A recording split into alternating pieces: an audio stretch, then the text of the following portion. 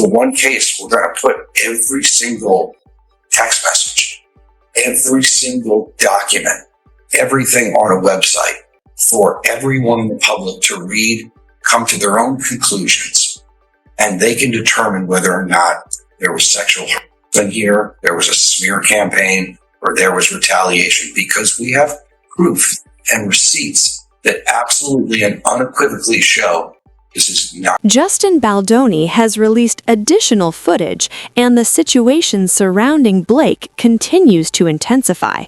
He's presenting what he says are receipts and standing firmly by his claims, starting with the uncomfortable behind-the-scenes basement footage he previously shared from the It Ends With Us premiere. Since then, each response from Blake, whether through PR moves or legal actions, seems to add more fuel to the controversy, making it appear that the situation is becoming increasingly difficult for her to manage.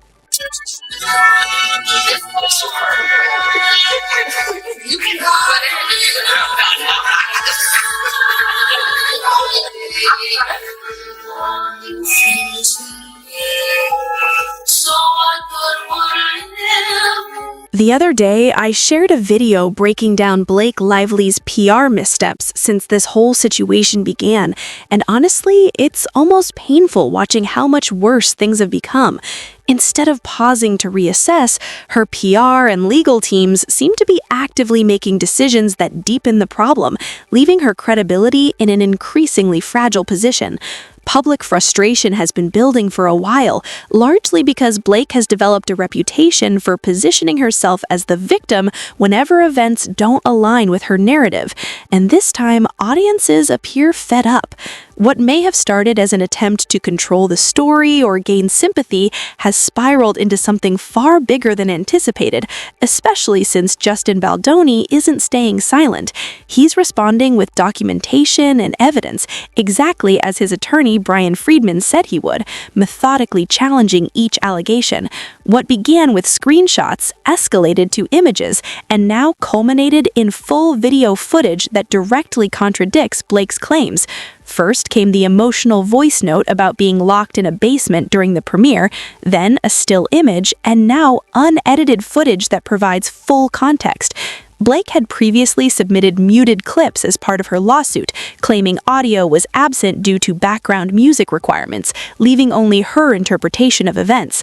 However, Baldoni retained the original footage, and with the audio now available, the interactions appear far more ordinary than alleged, showing natural, unscripted collaboration between two cast members on set.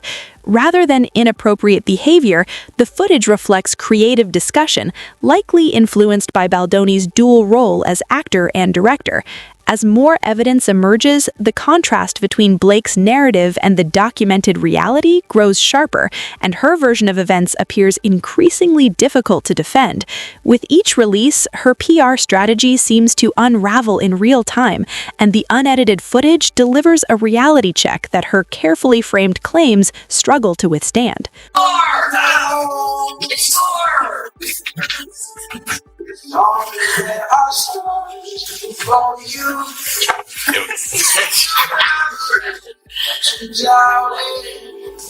Let's focus on the specific moment Blake referenced in her lawsuit.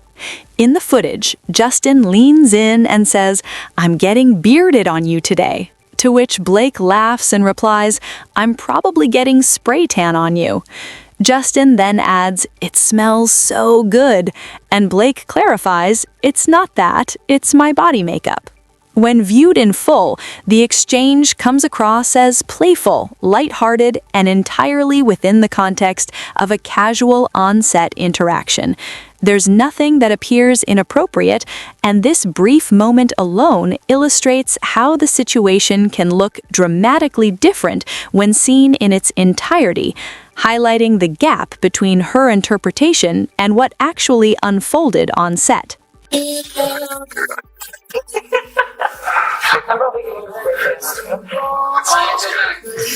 it's not that. It's my body makeup. This is the moment Blake pointed to in her lawsuit as a major revelation, yet when viewed in full, it appears to show nothing more than playful, on-camera interaction. The tone comes across as light, joking, and situational, consistent with actors working through a scene, rather than anything inappropriate. Justin is clearly referencing his wife, and Blake simply plays along, reinforcing a pattern seen throughout her claims, where context appears to be selectively framed. For example, she previously alleged that Justin entered her trailer while she was breastfeeding, yet the messages show that she explicitly invited him, saying she was breastfeeding and telling him to come over. Similarly, what she described as inappropriate photography was in reality an artistic portrait involving a producer's business partner and their newborn, discussed in the context of home births, far from the threatening scenario she suggested. After Justin began releasing evidence, Blake escalated the matter by filing a lawsuit in the Southern District of New York, arguing that the releases were retaliatory leaks and asking the court to silence Baldoni and his team for allegedly trying the case in the media. This move stands in contrast to her own public collaboration with a major newspaper, where partial information was shared in a way that damaged his reputation. In effect, she spoke publicly first, then sought a gag order to prevent him from responding. If her claims were as solid as presented, there would be little reason to fear full context being shown. Even her account of confronting Justin, where she claimed he responded by saying he wasn't attracted to her, clashes with the surrounding footage and text messages.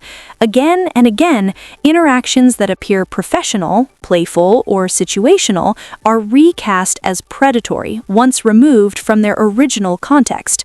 When the recordings, messages, and full exchanges are examined together, the contrast between her narrative and the documented evidence becomes difficult to ignore, leaving her credibility and her legal position under increasing scrutiny. Immediately taken back to when she flipped the narrative on me and acted as if I did all these offensive things, when I want to reiterate I didn't speak to this girl. I did not speak to her.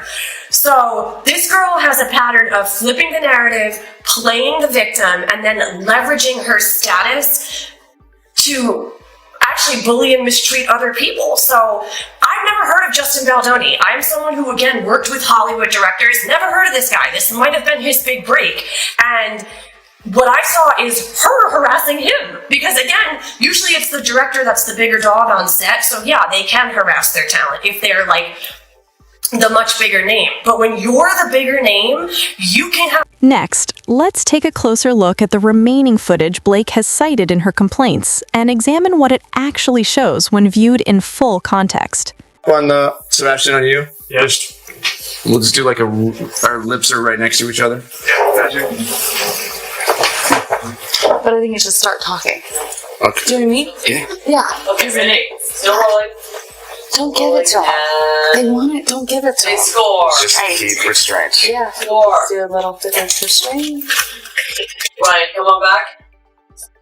The clip shows Justin fully engaged in his dual role as both actor and director, even stopping to call a break after several takes.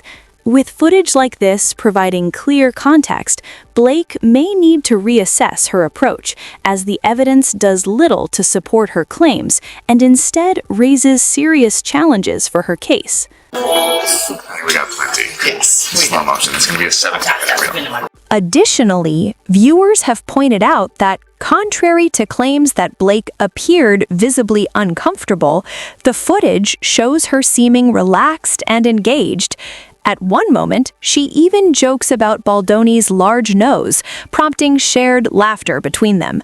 Shortly afterward, Baldoni calls a stop to the scene, explaining that they had captured enough footage to achieve the intended slow-motion effect.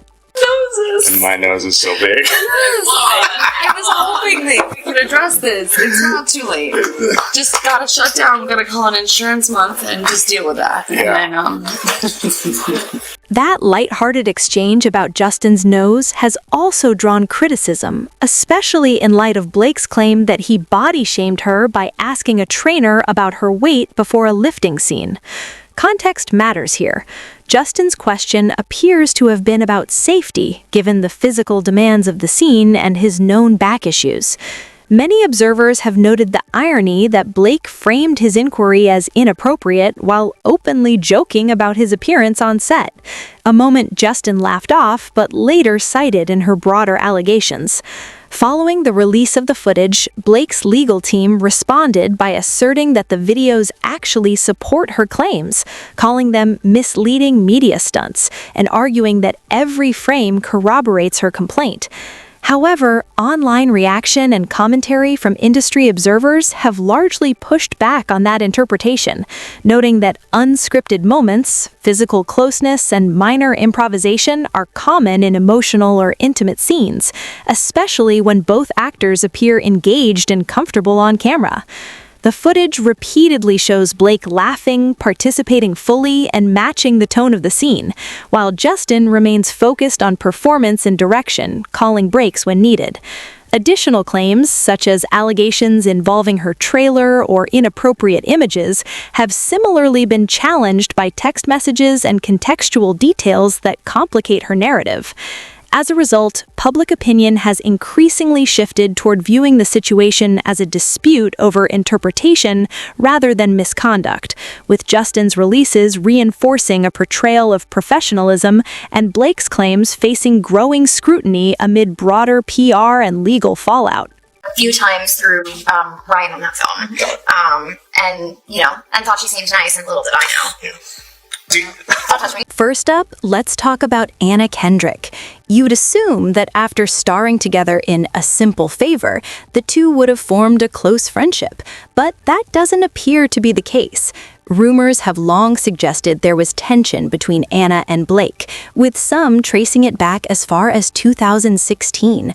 Around that time, Anna made a light-hearted comment in an interview, joking that she could never be like Taylor Swift, describing Taylor as the polished Miss America type, while portraying herself as more cynical and sarcastic. The remark seemed harmless, but reports claim it didn't sit well with Blake. As filming and promotional obligations progressed, that rumored tension allegedly carried over into award shows, press tours, and behind-the-scenes interactions, where their dynamic appeared increasingly strained rather than friendly.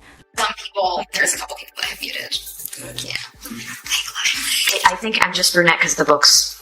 Everyone knows blondes are nicer anyway. Insiders have claimed that Anna Kendrick found Blake Lively difficult to work with, while Blake allegedly felt Anna was constantly overshadowing her. Neither actress ever addressed the rumored tension directly, though co-star Henry Golding publicly downplayed any conflict, insisting the set dynamic was fine. Still, many fans noted a noticeable strain in press interviews, marked by subtle, passive-aggressive exchanges. When plans for A Simple Favor 2 moved forward, the situation reportedly grew more complicated. Sources say Anna was hesitant to return, but director Paul Feig pushed to reunite the cast. According to reports, old tensions resurfaced during production, to the point where the two actresses were allegedly kept separate to avoid conflict. Now, the sequel's future appears uncertain. Blake has reportedly declined to promote the film, and her ongoing legal dispute with Justin Baldoni has only intensified scrutiny. Amazon, which acquired the movie, is rumored to have shelved it indefinitely despite positive early test screenings and strong fan interest. Adding to the speculation, Blake was reportedly absent from the Golden Globes this year, with insiders suggesting she wasn't invited. Combined with the stalled sequel and mounting legal battles, some observers believe her industry relationships may be under strain. Meanwhile, Baldoni is reportedly pursuing substantial damages as he fights to defend his reputation, raising the stakes of an already intense legal conflict. Public opinion appears increasingly divided, and with lawsuits unfolding and projects in limbo, Blake's carefully maintained public image is facing significant pressure. Whether this marks a temporary setback or a larger turning point in her career remains to be seen, but the situation is still evolving and far from over.